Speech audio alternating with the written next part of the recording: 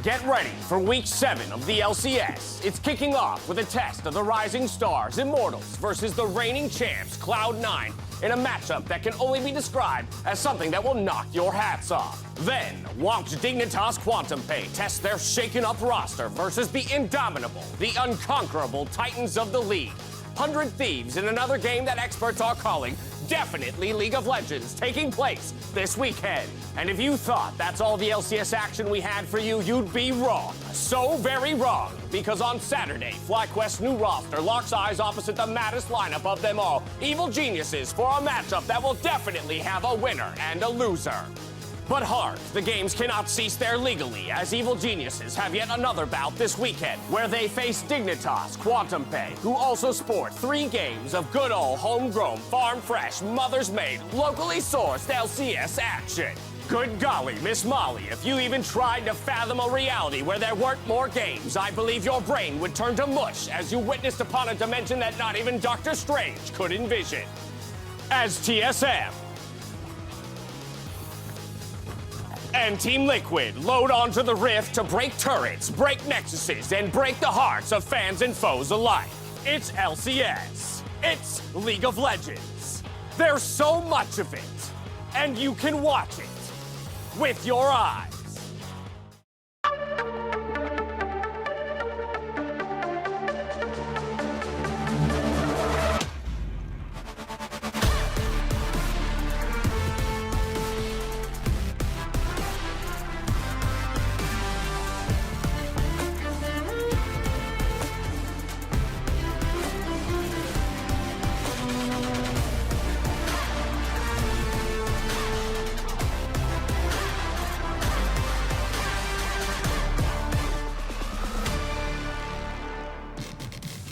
Welcome to Week 7, where if you're watching this, I'm happy you listened. You're watching the LCS.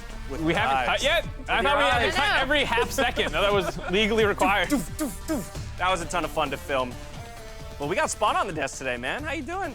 I'm actually doing okay. It's good to be back over in Los Angeles. Actually, really nice to be back on set. So many of the shows recently that I had done had all been online with like this weird 2-second delay that we'll try to overcome with Period in a Discord chat. So this is nice. Now you can just jump on top of people when it's and for the sake of it. But today's first matchup pits Immortals versus Cloud9, and we are straight into Champion Select. Top of the hour, first couple bands already coming through. And I hope we see C9 bounce back after last week, which was a little disappointing for them. You know, their Summer Split record now at 9-9. A lot of people have been pointing that out in the week off about how this team is really struggling right now, even with Sven coming back in the roster. Yeah, and I'm also really looking forward to seeing how both these teams approach the new patch. Because if you watched Academy this week, a lot of crazy things happening. In fact, Cloud9 Academy played a Zed Taric bottom lane and tried to set up a kill lane. They also died on repeat, so it didn't really work.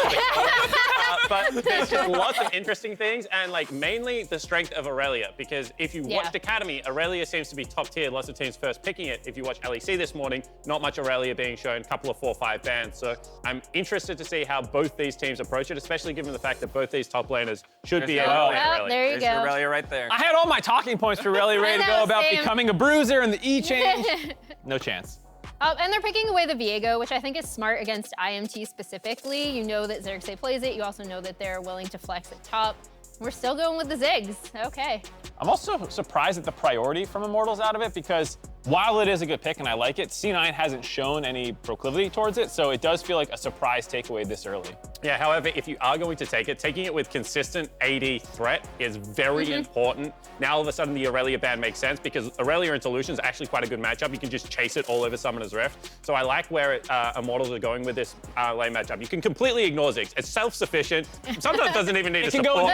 And they also flex it a little bit. So like, this is a team that I think use it quite well. All right, so I mean, obviously, these two picks could go wherever they want. They're not necessarily locked into specific lanes, but Mark, would you not, based on the performances of Immortals so far on these two champions, prefer the Ziggs to go to the mid lane?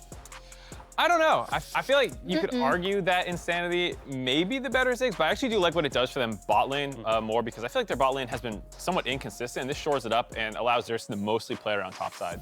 Yeah, I actually agree, and I would even push that further to say Insanity is much more comfortable on Ziggs than Raze, but I think the strength that Lucian allows you in the mid lane is just too important to give that champion up and move it. All right, Kalista, Nautilus, the response. We'll close it out with the Leona before we hit that second ban phase. And when I look at these two comps so far, I'm really favoring Immortals comp because I think that their comp is way more flexible and has so many strong, like, core picks within it. I especially like Leona on the current patch because the ability to be able to lock down specific champions. And a lot of people don't want to build Merc trades because there's so many AD bruisers running around. And if you have like a Ziggs bottom lane, top half of the map probably is going to be focused on that AD. So I'm really liking what Immortals does. In saying that, Cloud9's comp, so explosive. As soon as you have something like a Kalista, you can heavily play around the dive pressure of this champion. And Cloud9 is one of those teams, as we've seen in the past. If they get rolling, it's really hard to take the lead back off them. I feel like that's been the story for a lot of this meta, is like, I watch a draft and I'm like, oh, I think this team outdrafted them. They do these things better in team fight situations, but the one team has better early game, and then they're 5,000 gold up with 4 dragons at 25 minutes. And nothing else matters. And I'm like, yeah, well, it doesn't really matter how the team fight's supposed to go because you just dive. And I'm gonna go out on a limb and say if you have a better early game and historically you're a better team, it is much easier to win the game. I'm a big fan of picking good early games against teams that are better than you because reality-wise, in League of Legends, it's not an equal playing field. It starts to tip as the game goes on and the gold lead starts to matter a little bit more. Yeah, that's why we got you on the desk. When you're good at the game. I'm just saying, if you're not as good as your opponent, pick stronger early game. Right. Yeah, right. You give yourself the best fighting chance to have a gold lead going into the mid to late. Exactly, right. And then you have the agency, or rather the, the forgiveness to make a mistake or two, but just out-item, out-stat your opponents. So the Diana, if that ends up being locked in, is a little surprising to me. It might be also a bit of a takeaway from C9. From Blabber, yeah. Because you can still put the Diana in jungle with the solo lanes, but it does mean that the Ziggs is, whoa! Lightning fast picks. All melee dive, baby. Let's go. I want to retract my previous statement about liking Immortals comp more. Yeah? Yeah, because now they've got, not only have they picked like a weaker early game, they've picked a jungler that technically can't do anything before level 6. Yeah, so this is really the sit back and pray methodology of League of Legends, which I'm not a huge fan of. If you're going to pick a weak bottom lane, I would prefer Immortals actually have something like the Lee Sin. Zin's out, obviously banned this time around, but even Volibear to be able to get that early game snowballing. They've gone with something like a set that's a little bit more forgiving, especially if it's in the mid lane, but overall, Now, the last time they had the Ziggs 80 carry situation, they did pull the 20-second swap, the very last second. So we'll wait to see where this is officially going. Yeah, and I gotta say, the Diana takeaway makes a lot less sense when you still have a Kali on the table. I miss that not like getting through the bans, because if you're trying to force them into all physical on the top side and kind of pinch them with the Diana takeaway, still having a Kali as a diving AP assassin kind of defeats that purpose. Yeah, however, she is slightly changed. Like, the priority of Akali in this patch has gone down, I would say significantly. She's a lot clunkier, can't cast a Q during the E, like a little bit of a damage hit there. So I can see why they would think that it wouldn't be as favored. Well, it's official. The Ziggs is going back to the bot lane. So Mark, your commentary about how maybe it guards against some of the inconsistencies that we have seen from that lane for Immortals, but also then gives Insanity a little bit more agency to make stuff happen early. Especially with Diana, you don't want to be double magic mid and jungle, so definitely going bot lane after that point. All right. They get the prio from Lucian, and hopefully Ziggs will not have a similar start in the last game where the level 1 just decided that entire lane and they got smashed. So it seems, though, that by the end of Champion Select here, our confidence in the Immortals side of things dwindled pretty quickly. Yeah, look, I like to keep the oceanic confidence there, but now I'm all in on the fudge train. He's my oceanic. Oh, wow. You had it out. You just my favorite. I got it. All right, well, champions are locked in, teams are onto the rift, so that's my cue to hand it over to Flowers and Kobe to talk about some League of Legends. Thank you very much, Dash. I do so enjoy talking about some League of Legends, especially when I got my good buddy Kobe here next to me, and we are going to be taking y'all through these first 3 games of the day. Now, as the teams are making their way onto the Rift, Mr. Kobe, I do believe you recently won a bet. Yes, we have the small matter of me and Freak betting on Cloud9 versus Immortals previously. So where is Freak? Pay up, son! I don't know what's worse. On the one hand, losing a bet to Kobe. On the other, waking up 4 hours early to get face paint for 30 minutes just for this, because I wasn't going to be casting today. Whatever. All right, listen. Even though I look like Cloud9's biggest fan, it has given me insight into this actual matchup, and it's that I still believe in Immortals. Cloud9, you're going down. You made me look like this by winning last time. Not going to happen again. Let's go, Immortals. Well, everybody on the desk seemed to be thinking Cloud9 won the draft and they were going to be running away with it, but hey, Freak, ever the contrarian, cheering for Immortals. That's what I like about Freak. He never gives up. You know, he's just going to double down on his losing bets. I actually want to double or nothing him. Right here on this one? I don't know what elevating the face paint to be, you know, the next level for the double Full though, body paint. would be. Yeah, I don't think I want to see that. He I is don't now wanna a see that, cloud. Flowers. Hey, we had to wear those morph suits, those fake morph suits that I still thought were real, by the way, during that one April Fool's thing. Can't be worse than that. Oh, it could be worse if Freak is wearing it. Let's get right into this game, though, because we are on to 11.14 Flowers, and there's some critical changes that do affect this specific draft. Mainly Akali, okay? They took a lot of damage out of the Akali ultimate here. So when we're used to seeing Cloud9, you know, with perks on Akali like this, there's a lot of power later for the scaling for this champion. It still is that, you know, the weak early game laning for Akali, but you don't have as big of a payoff later with a significant amount of damage taken out of both R1 and mostly R2. And even with those direct number nerfs, the other thing that's worth pointing out is exactly what we heard Spawn mention on the desk right as we saw the pick get locked in. The inability to cast the Q during the other spells now makes it much more difficult to just front load that damage and guarantee that burst all the time. So a little bit more difficult to make it happen as swiftly as the Akali players would like. Along with those direct damage nerfs, we'll see how it affects perks as we move forward here in this game. Right now, what I want to see is who's going to get involved first between these junglers as they are pathing to opposite sides of the map. Well, if you're a betting man, Flowers, and I know you're not, you would almost always bet on Lee Sin to get involved first because Diana does want to farm up to the level 6 point. You know, Des touched on it as well. She's much more looking towards power clearing. I think that Lee Sin right now in the meta for junglers is at a very, very good spot. And for Cloud9, definitely looking at Blabber trying to target bottom Scuttle Crab because that's their pushing lane.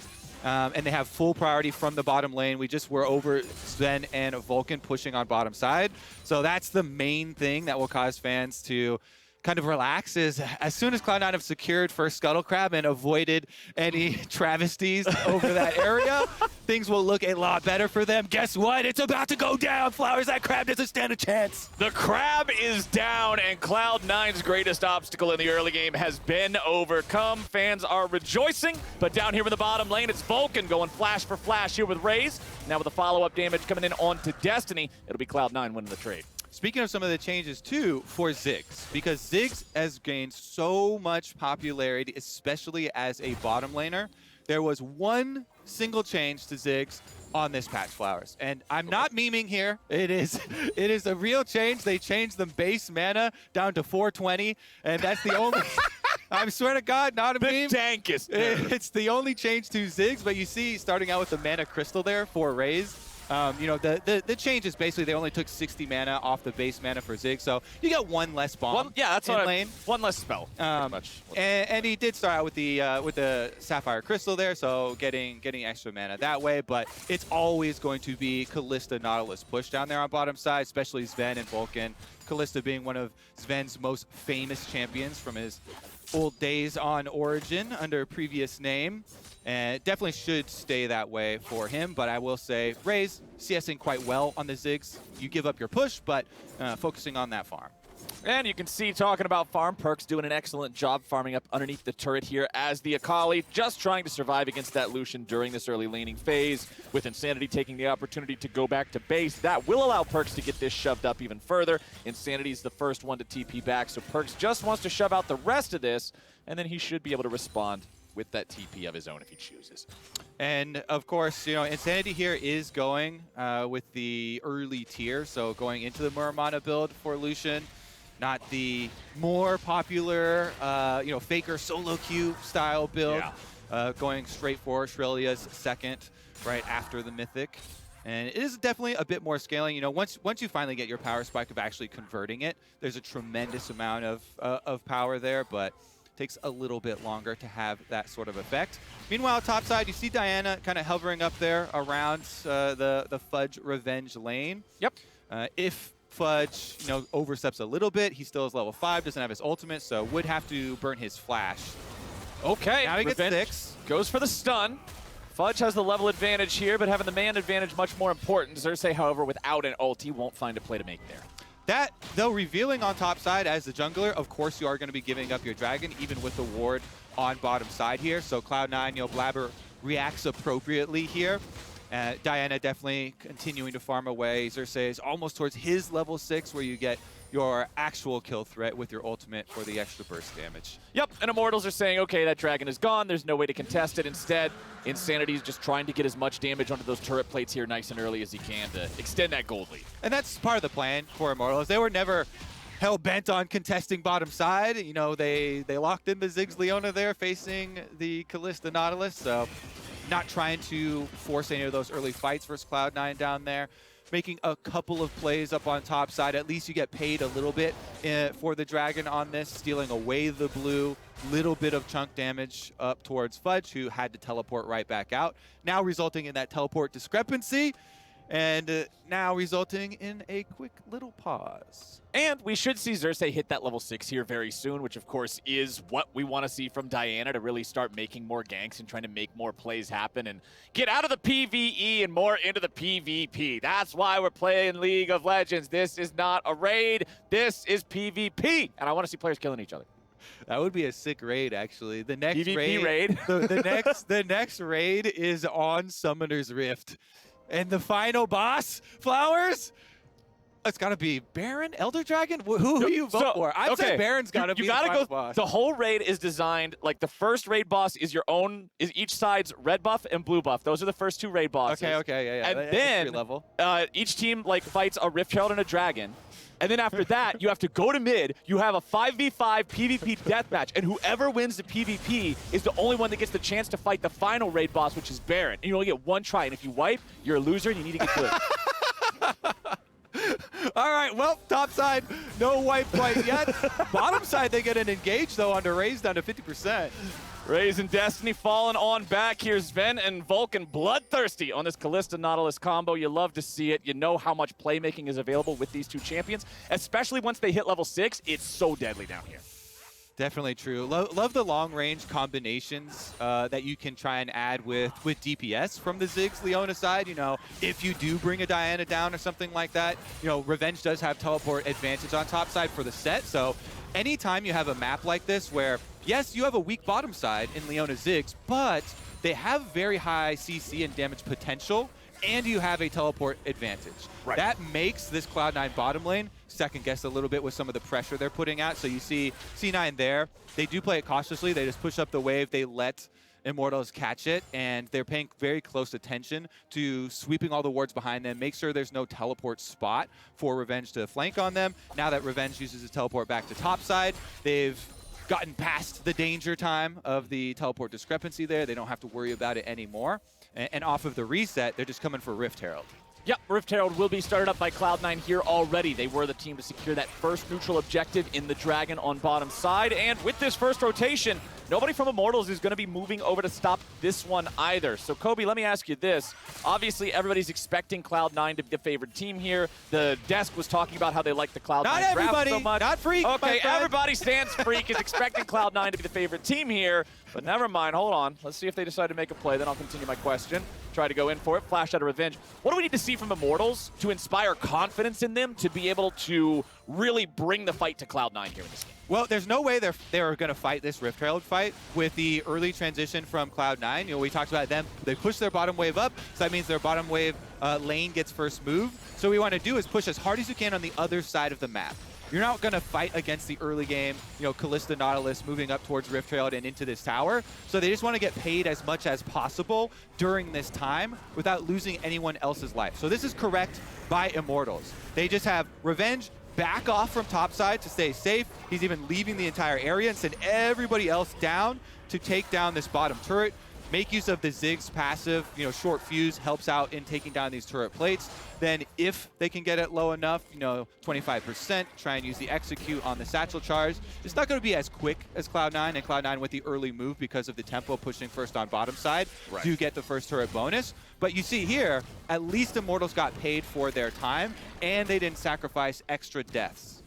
And up there in the top side, Cloud9 will get the second Rift Herald charge off onto that tier 2 turret, so a little bit of extra value out of that one, besides the first turret that they earned for themselves. Up about 800 gold. Fudge feeling comfortable here in this quote-unquote 1v2 because he knows he has plenty of backup nearby if his opponents would choose to engage on him.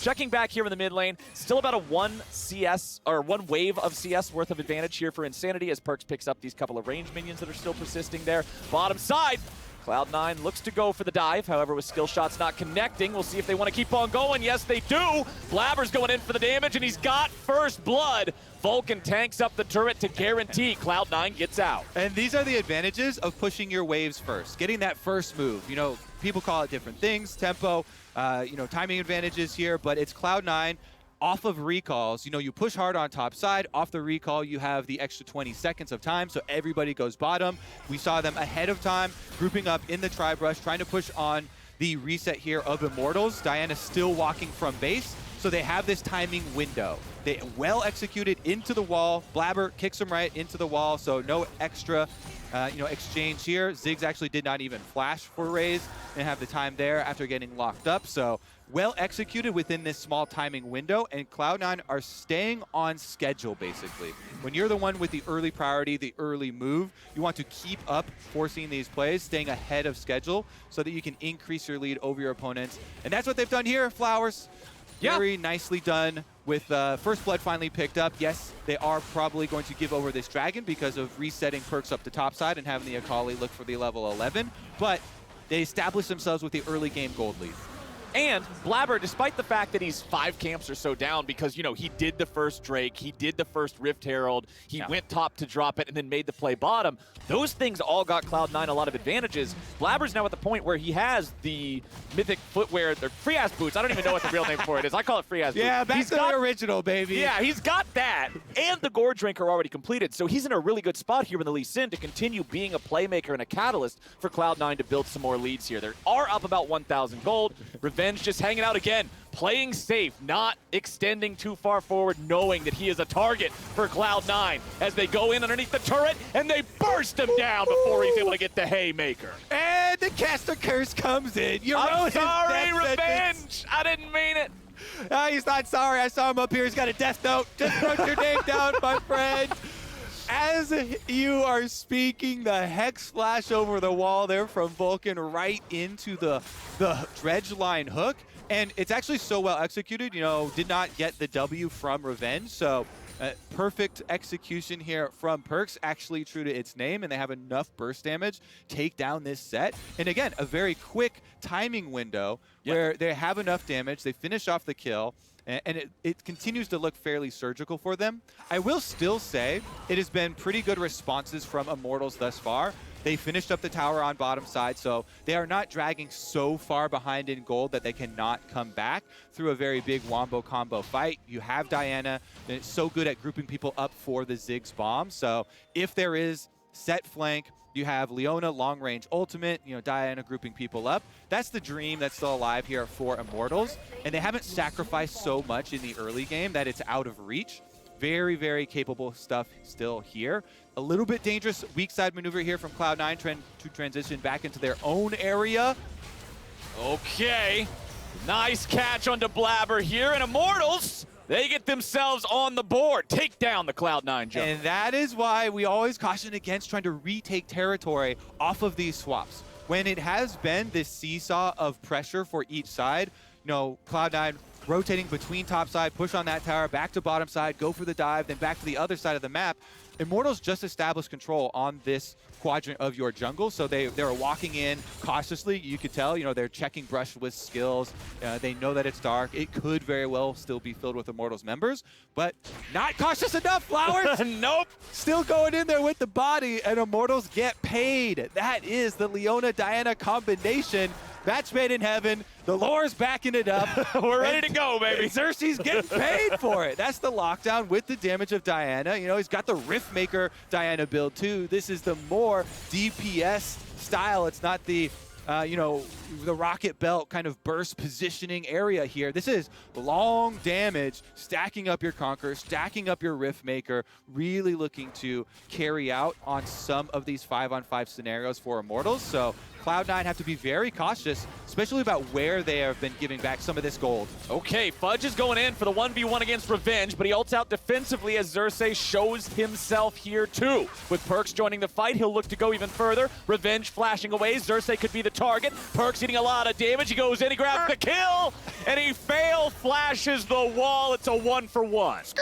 Right into the wall, faceplant. That's one of those ones, you know, you feel bad because like, if I could just get a little bit closer to this wall, try and get over. But in the end, you burn your flash and dead to rights anyway. So that's going to be an extra summer spell. Use Perks to get in there and get a kill for himself. But topside! Oh, Insanity just culls him. Makes this one what will be a 1-for-1. There's no way you're getting out of that. But hey, good looks, making it even.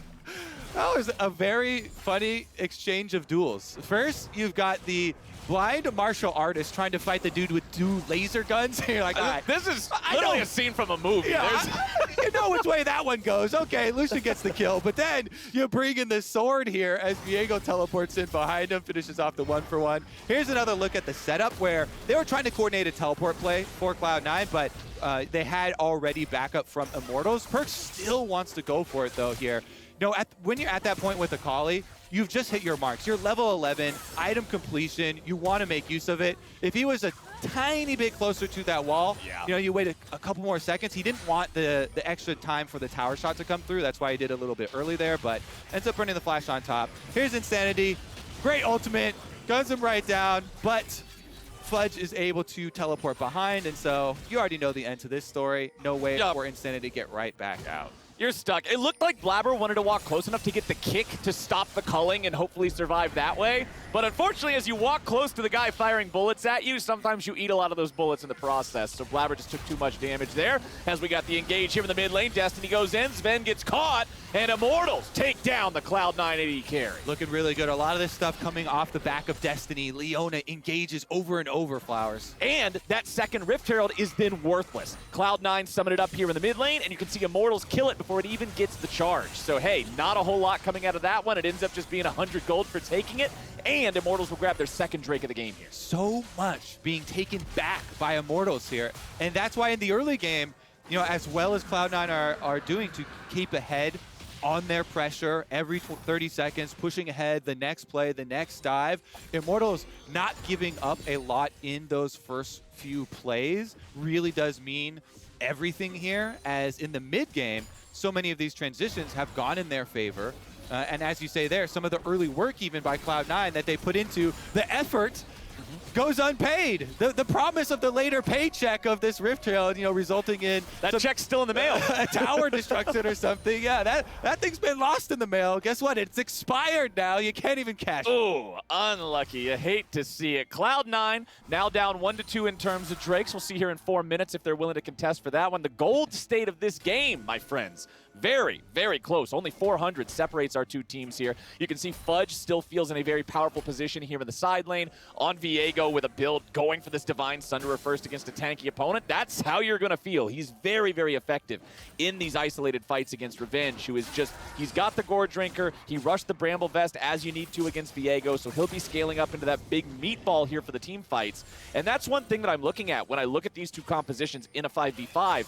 You have a much stronger tank line in terms of Revenge and Destiny here on Set and Leona compared to what is just a Nautilus on the side of Cloud9. Sven's going to be your target yet again, and he's caught out of position with nowhere to go. Another great engage there from Immortals, and we're just about to go over, yes, Flowers, some of the way the team fights are going to play for Cloud9. They've got these divers in Akali and Viego, but it's kind of hard for Kalista to play with a little bit of the short range. Revenge does use the W.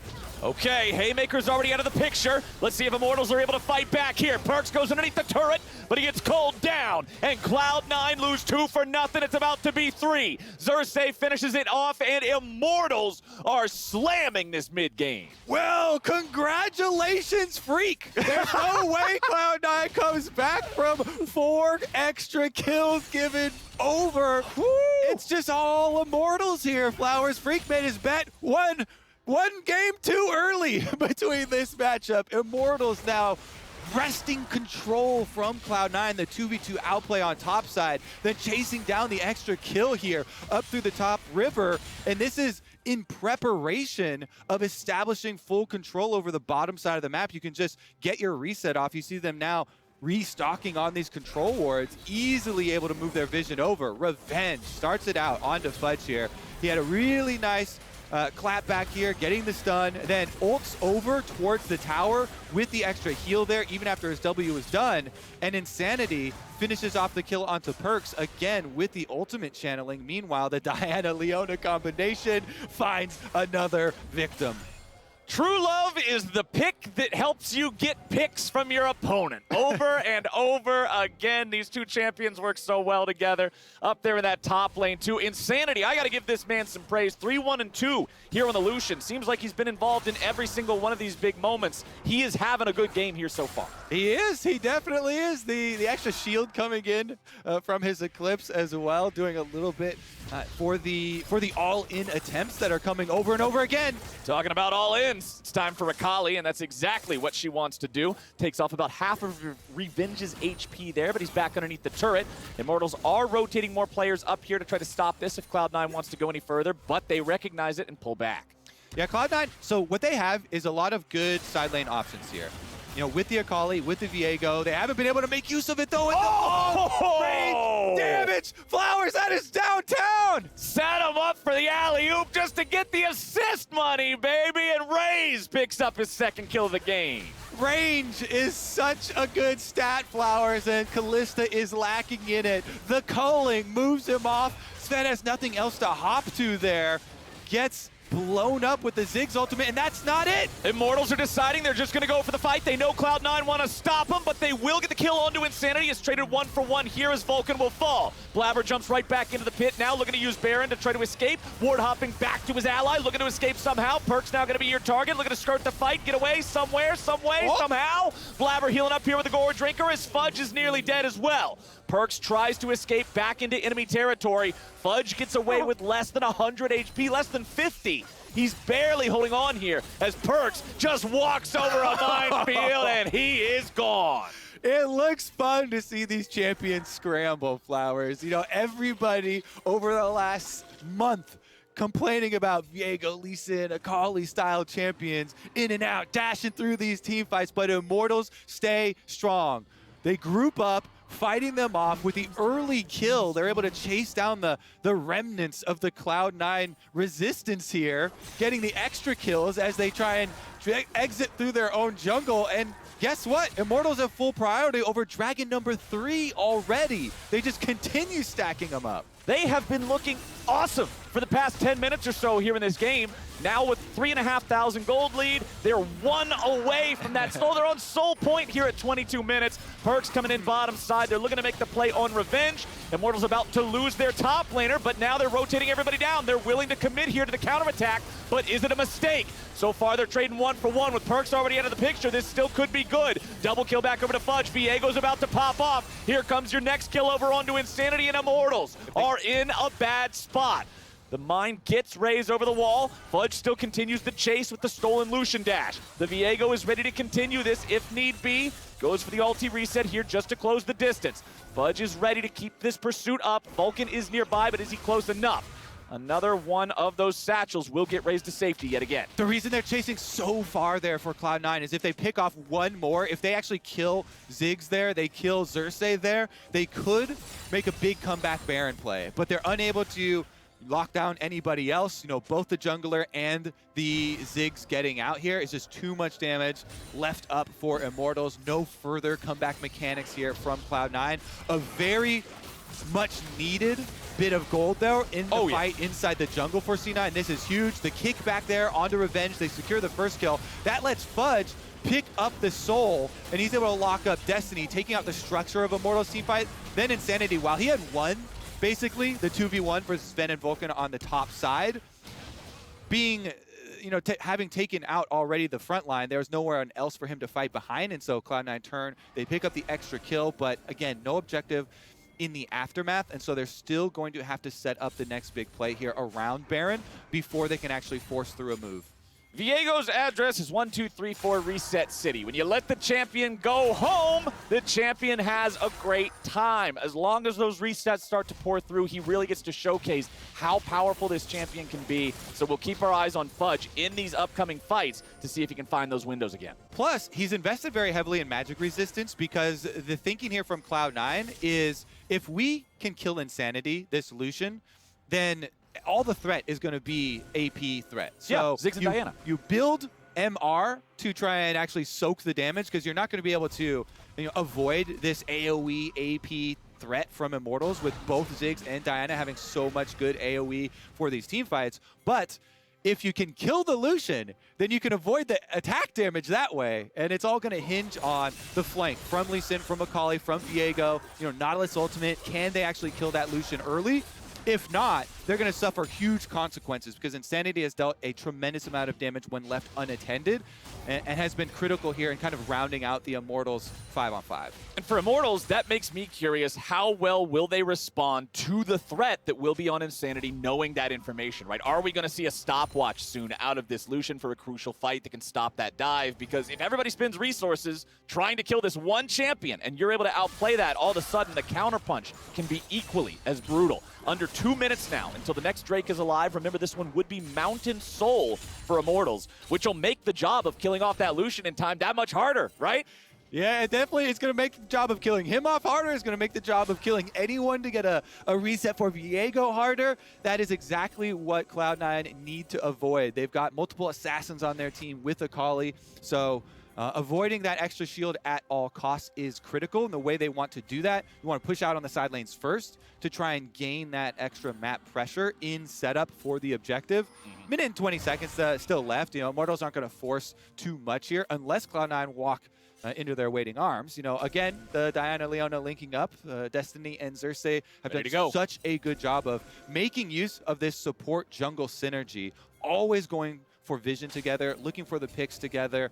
They really do play so solidly as a team, and that's been one of the truest through lines for this Immortal squad is how they've kept up very good mentality and have played off of each other so well, even when they were suffering at the bottom of the standings. All smiles and all coordination is really what's been bringing them back. And I feel so smart now because there is a stopwatch in Insanity's inventory. I called my shot and we got it. I know if there's That's one not thing, even Skarner and I got it right. I know if there's one thing too that you always look for. Yeah. It is those stopwatches because they're so frustrating. Big call there. They just for define Flowers. a fight, right? They define how a team fight can go. They warp the entire landscape of a team It's fight. Flowers time, baby! The item is what I pay attention to, and it's in Insanity's inventory. That's one that both teams need to be aware of, as Cloud9 is now moving into position, but it's Immortals who have control over the river first. Ziggs' AoE control is nothing to scoff at. If Cloud9 are not coordinated with this engage, they will find themselves having to deal with a lot of poke. But it is C9 who have control over the Dragon. They're going in. They're establishing that priority as Vulcan's going to get caught. Pulled over to safety by Sven now. Fudge going into the back line, looking for the kill on to Raze. Vulcan going to be taken low here yet again, but the Ziggs is already about to die. Perk's going to be staying alive, grabbing the shutdown kill onto him. Still hanging out in the smoke. Shut down onto the Diana now as well. Vulcan will be the first casualty here of C9. Perks uses the Shuriken flip. Tries to get himself all the way away. Sven could be very vulnerable here. Revenge, Insanity, and Destiny all still alive. Cloud9 have low health bars, but 2 teleports. They can re-enter the fight now. You can see exactly that's what they're doing. First, it'll be Fudge back. Perks coming in on the flank now. Cloud9 will successfully 2-for-1, use the TPs, and get the Drake. So much credit to Secret Agent Perks. The 007 is back, but it actually is beneficial to Cloud9 here. He's able to slip into that line brush towards mid lane, and he threatens both carries right at the beginning. So they immediately get Raze chunked down, and they get the flash and the dash out of Insanity. Very, very critical to flank when you're the ones with all of these assassins, the Viego, the Akali. Perks does it. He gets into the back line. They force out the extra pressure here, and Cloud9, they avoided that Mountain Soul Flowers at all costs, and they continue to build up to a crescendo here around Baron. This is where it's all going to come through. Immortals just have to reset and then, bring their extra control wards over to try and push Cloud9 through. If they're diligent in their vision work here and you cut off these flank angles, it becomes so much more difficult for Cloud9 to execute that same success in the team fight we just saw around Dragon and repeat it around Baron. You saw even in the end there, they're unable to finish off Insanity because he's got Secret Service agents, Revenge, and Destiny, walking him through to safety up through the jungle. Yep. Here's another look at it though. As they're trying to have this structured 5-on-5, Fudge and Perks into the back line. They finish off Ziggs here, and Vulcan is able to help them zone through Insanity. Meanwhile, Blabber finishes off the Diana in the back of the pit, so no smite left for Immortals. And then while they do have the beefy front line here to try and escort Insanity out, they don't have the firepower, the capability to fight off the rest of Cloud9, and with the double teleports well used, they do pick up the extra objective here, buy themselves some more time. And although Immortals were at one point almost 4,000 gold ahead in this game, the past couple of fights that Cloud9 managed to pick up all those shutdowns and all those kills in, Cloud9 are now actually in the lead in terms of gold despite being down in kills. They do have one more tower than their opponents. They have been farming well. Immortals are onto the Baron, and the Baron's at 5,000 HP. Cloud9 are moving in. They're ready to fight. What is the call from Immortals? We need to see everybody on the same page if they're able to get out alive in this one. Baron's at about 2K. Now you've got Revenge here on the front line. He's in a bad spot, but Vulcan's even worse. He'll be the first one to die. Blabber running away. Perks at very low HP. He's there in the smoke. Raze gets the kill on him, and now they're looking to take down Fudge. He gets the reset here in the Diana. Destiny looking to re-engage. Fudge into the back, grabbing a rampage here. Pop it off. 1, 2, 3, 4. Give Fudge some more. Double kill over to Viego. You do not mess with the Ruin King. It's in the lore. It's in the game. It's Fudge. And an ace for Cloud9. Spawn said he's on that Fudge train, Flowers, and so is every member of the Cloud9 camp. He got the Viego resets into the backline, using the Diana dash into instant ultimate to finish off the last member in Sven with the Callista life-stealing through. The wits' ends are coming up so big for Cloud9, diminishing the rest of this magic damage, and look at the way that this one starts out for them. They look for the engage. That Ziggs bomb is kited out. Then they go for the re-engage straight through the front line. And even though Vulcan dies first, you immediately get this execute onto him and the reset for Fudge. So Fudge picking up the set body here, able to get the CC for front line. Ult's overthrew. Diana body picked up. Ult's on backside. Finishes off both carries there. Picks up the body of Insanity to kill off Raze. Maybe it's easier now. That's the Viego dream. When they created the champion Flowers, that was what they envisioned. That's the dream. That's why they call it the Honda Performance Play. That's the kind of performance you need to see out of your top lane carry champion. 6, 1, and 5 here on Fudge. What is that? 11 out of 15 kill participation. Not too shabby. Doing a great job here to carry the squad. 4 completed items plus his boots now, one of which is Guardian Angel. The other is Sterax. He's so hard to kill. Yeah, speaking of those Guardian Angels, that's one of the best items to build against Viego to try and stop these resets, not let him pick up your body. And Insanity does have a broken stopwatch now, but it's going to still be a while before he can actually upgrade and complete into a Guardian Angel of his own. So Immortals now actually feeling like on the back seat here, they're going to have to try and stall, build up some more time till they can deal with this dive that is so successful now from Cloud9, especially if they're able to get this angle through. This Baron buff is going to empower them to take most of, if not all, of the secondary turrets, which are worth 250 gold more than previously. So big payday there for Cloud9 off of that fight. That was so critical. Fudge and Sven coming up really big for them. Perks did get the threat onto the backside and got out the early flash there, but the finish up was so big for them because it's a domino effect, Flowers. You get that, then you get to push up your waves, means that you get to stall out another one of those mountain souls. Yup. Hey, they're both on soul point now. We only get one more mountain Drake. We gotta have a mountain soul in the next one. We are into overtime for the soul points. Only one dragon left to spawn here. The elder one, it doesn't count. Yeah, that's true. We don't care about him. He doesn't contribute to the soul counter. But for this Immortals squad that was having such a good mid-game, Cloud9 have done a great job finding their way back in, taking control of the game, and now they're the ones with a commanding lead. They're the ones 5,000 up. Diana and Leona are no longer strong enough to just force their way into the enemy jungle, set down a control ward, and go for a pick because Cloud9 are roaming around as a team. They are making sure to not give Immortals those opportunities, and then when the team fights come, they're outplaying them 5v5. And the stopwatch is in the other pocket now, Flowers. Cloud9 have stopwatches on Perks and Sven, plus the fully upgraded Guardian Angels that we mentioned on both Viego and Blabber. It is... It's hard to kill anybody not named Nautilus. Yeah, you have to start counting up these pseudo lives, these pseudo, extra HP, stasis moments in the team fights for both sides, and Cloud9 are definitely winning the artillery war there. Let's take a look here at the spread, though, because they're sending currently Fudge to bottom side, level 18 Viego with the teleport ready. Definitely is going to have full priority to push up and gain them priority in advance of moving their wards forward so that you can continue to look for, do we have teleports for all these angles? If Akali gets into the back line, if you have flank from Lee Sin for Blabber there to try and come up with a big kick, those are how you attack the 5-man, basically turtle squad of Immortals that are trying to have the more condensed team fight and make use of their AoE versus the spread out scatter. More individual, I guess, every man for himself, kind of play for your own win con there style from Cloud9. And I do want to point out that because Medjai's was his last item, Raze is now full build. So the Ziggs is at an incredible point of strength to continue wave clearing, and just this champion, by design, by nature, so good at stopping your opponents from having a good push, it pretty much demands that Cloud9 gets a Baron if they really want to try to break this base of Immortals' side. So I'm expecting to not see a whole lot of action here for the next 90 seconds until we do get to that Baron fight, but then that one's probably about to be a bloodbath. Yeah, one of the critical things too, of course, as demonstrated in the last team fight by Cloud9, is them kiting out on some of this damage, because while Ziggs AoE and damage output is tremendous, it is also a bit telegraphed there. So if you can make use of your mobility for the rest of these champions for Cloud9, you kind of expand and contract in the team fight and are able to get the re-engage like they so successfully did previously towards the Baron.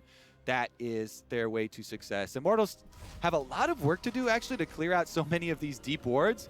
This is where it gets very dangerous for them, because Cloud9 has so much extra information, constantly looking for these transitions between the Immortals members that are trying to just clean up these side waves, constantly being pushed into them. And that attention to detail is going to go a long way. If you have Ziggs walking through, very dangerous. Oh, yeah. If Revenge is taking care of the duty, though, as he should there, moves in, clears out some of the garbage, that's exactly what you want. Yep, Revenge is nice and tanky, but of course, up against the damage threats of this Viego, this Akali, this Kalista, it can still be a pretty bad time if they're not ready to back him up appropriately. Less than 90 seconds until the Mountain Soul for either squad finds his way onto Summoner's Rift. Baron will also be live here in about 3 seconds, so that means that Cloud9 will prioritize control over the entire river, working on this top half here first. You can see Perks using that sweeper, just making sure that Immortals are not extending that vision line any further. You can see Immortals have a total of 1 ward past the river. It is on the back side of the Cloud9 red buff, and that is it. Meanwhile, Cloud9 planting down multiple sources of vision here in enemy territory. I got you. This little guy right there. Yeah, buddy. The deepest of wars. He went into uncharted territory. Very dangerous mission. It's probably a zombie ward or something, too. I expect that's a remnant from a while back that hasn't been cleared away, and it just somehow avoided the great ward killing. The most stealthy zombie of all time. That zombie was... Stealth attack zombie. The one that sneaks up behind you in a horror game, and you're like, ah! I actually don't like the trend of zombies getting more intelligent, more quick, and more stealthy. The zombies in back in my day, Flowers, is easy. Just bonk them on the head. Yeah, you can just walk around them. Oh, yeah, real scary. Here we go, though, Immortals. They're just walking into the river. No connection there onto Perks to burst his spell shield, but they're just going to force through on Baron and make Cloud9 walk to them. Okay, Perks loses his spell shield, loses about 40% HP now as well. Immortals bring Revenge over the wall with a blast cone, removing that opportunity for Cloud9's use as well. Vulcan goes in. He's ready to start off the fight. He's going to be pulled to safety with just a moment to spare. Fudge goes dominating here with Raze being the first kill. Destiny about to die now too. Double kill back over to Xerxes. They were having deaths on both sides. Guardian Angel's gonna be procced. Insanity wants to get himself away, but Revenge and Xerxes are stuck in a fight they cannot win. Fudge continues resetting, and there's just no way to deal with it, Zhonya's or not. Double kill back over to Viego. The aggro drop of that ulti is so damn strong, and Cloud9 take the fight. It's a stopwatch diff, Flowers. The Guardian Angel means Fudge could just charge into the back line. Vulcan goes through, doesn't care at all about his HP because he just wants to start the fight for Cloud9. They take care of business. They're rewarded with the Baron and the Mountain Soul. Everything on the Rift belongs to C9. They are loving the outcome here. And with only Insanity being alive, Destiny just now respawning, I suppose, Fudge has an easy time taking this one down. Blabber will rotate over just to make sure they guarantee it. Mountain Soul for Cloud9, Baron for Cloud9, another team fight over to Cloud9, and an 8,500 gold lead. You guessed it, for Cloud9. How about that Fudge factor? All right, let's take another look. Vulcan, he's at 50% HP, but he doesn't care. He gets his ultimate onto the Ziggs, and then look at that. The Ziggs is dead. It's just straight up the middle. He flashes, hooks in, makes sure he gets his Nautilus ult onto the Ziggs, and then guess what? When you have the double flank, Akali execution, plus Viego coming in from top side, really well executed on this timing from Cloud9. They have everybody collapsing. Here we go. But we're already ready to go. It's Cloud9 about to lose their AD carry. Insanity's grabbing the kill onto Vulcan, as now Sven's going to lose his Guardian Angel, but they're still fighting further. Blabber's looking to go in, and Perks is right next to him. Immortals with a lot of low health bars. They're about to kill Perks. He goes into the stasis, staying alive. Revenge tanking up here on the front line. Immortals striking back beautifully, and Fudge will not be able to reset. It's exactly what you were talking about, Kobe. Guardian Angel denies the reset mechanic. It denies Viego's design, and it denies the victory for Cloud9 in this fight. It is a 4-for-0. He who has the Guardian Angel wins the team fight, Flowers. This time around, it's the revive for Immortals. They charge through. How deep can they actually get, though? Blabber, with his dying breaths, went for the minion wave there. You see, he moved up, killed off the last minion wave, so they have to wait for one more, but Xerxes got it right here. And There's a lot of time. They're coming right inside. There is a lot of time. You have Ziggs and still 15 seconds left on the timer for Perks. Sven and Vulcan are not incredibly strong at this point in the game. Insanity popping off with a calling here. Vulcan looking to stop him somehow. Sven's gonna get stunned up. Vulcan getting stunned up. Immortals looking to focus down. Nexus turret. Xerxes going for the damage on this Sven. Now Vulcan's gonna be taken low. And with one fight, Immortals will win the game and take out Cloud9. Hell yeah! What a game, Flowers! Are you kidding me?